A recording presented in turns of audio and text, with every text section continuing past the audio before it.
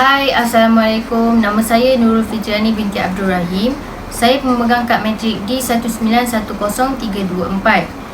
Hari ini saya akan berkongsi sebuah produk inovasi yang saya hasilkan, iaitu pop-up book. Pop-up book ini dihasilkan bagi membantu meningkatkan pengetahuan kanak-kanak, mempermudahkan pemahaman kanak-kanak dalam pengajaran dan pembelajaran, kemudian menggalakkan interaksi sosial kepada kanak-kanak dan memupuk amalan membaca dalam kalangan mereka. Kemudian, ianya disasarkan kepada kanak-kanak yang berumur dari 4 sehingga 6 tahun, kemudian kepada ibu bapa yang mempunyai anak-anak dalam lingkungan umur 4 hingga 6 tahun, serta guru-guru yang ingin menggunakan produk inovasi ini sebagai alat bantu mengajar di dalam kelas mereka. Seterusnya, saya akan menerangkan bahan-bahan yang saya gunakan untuk membina produk inovasi ini. Antara bahan-bahannya adalah kertas warna yang ketebalannya sebanyak 200 GSM. Walaupun ianya agak mahal, tetapi ia berbaloi untuk digunakan untuk membina pop-up book ini. Kemudian, pensel warna, double tip, gunting, pensel, marker pen berwarna dan juga warna air. Itu sahaja bahan-bahan yang saya gunakan bagi membina produk inovasi ini. Kemudian, saya akan menerangkan cara-cara untuk menggunakan alat bantu mengajar yang saya hasilkan ini. Pada alat bantu mengajar yang saya hasilkan ini, saya menggunakan bahasa Inggeris. Seperti yang kita dapat lihat di sini, tajuk dia adalah Welcome to the Zoo.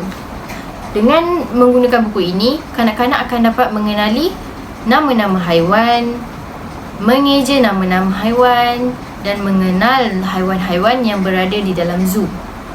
Pada halaman pertama, kanak-kanak akan berjumpa dengan haiwan yang diberi nama crocodile, iaitu buaya.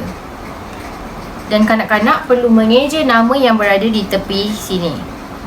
Kemudian, pada halaman kedua, kanak-kanak akan bertemu pula dengan gajah, iaitu elephant. Kanak-kanak perlu mengeja perkataan elephant ini. Pada halaman ketiga pula, kanak-kanak akan bertemu dengan panda, iaitu haiwan yang unik dan comel di dalam sebuah zoo. Kemudian, kanak-kanak perlu membaca dan mengeja nama panda ini. Pindah ke halaman seterusnya, kanak-kanak akan bertemu dengan zirafah, iaitu disebut sebagai giraffe.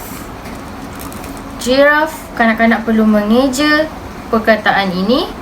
Dan seterusnya, yang terakhir, kanak-kanak akan bertemu pula dengan haiwan yang diberi nama lion, iaitu singa.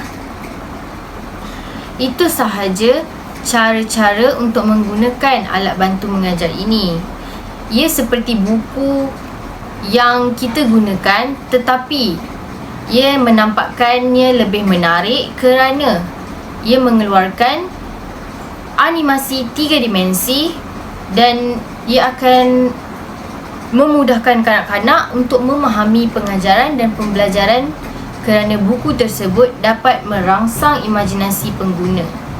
Antara kelebihan yang terdapat pada buku yang saya hasilkan ini adalah ia memudahkan kanak-kanak memahami pengajaran dan pembelajaran kerana buku ini dapat merangsang imajinasi pengguna. Kemudian, apabila kanak-kanak memiliki buku ini, waktu untuk kanak-kanak bermain gadget menjadi terhad kerana mereka dapat menghabiskan masa mereka dengan membaca buku tersebut. Kemudian, ia juga membantu guru-guru untuk menyampaikan informasi secara menarik dan mudah dicerna oleh pendengarnya. Kerana buku ini adalah bukan seperti buku biasa kerana ia mengeluarkan gambar-gambar yang menarik.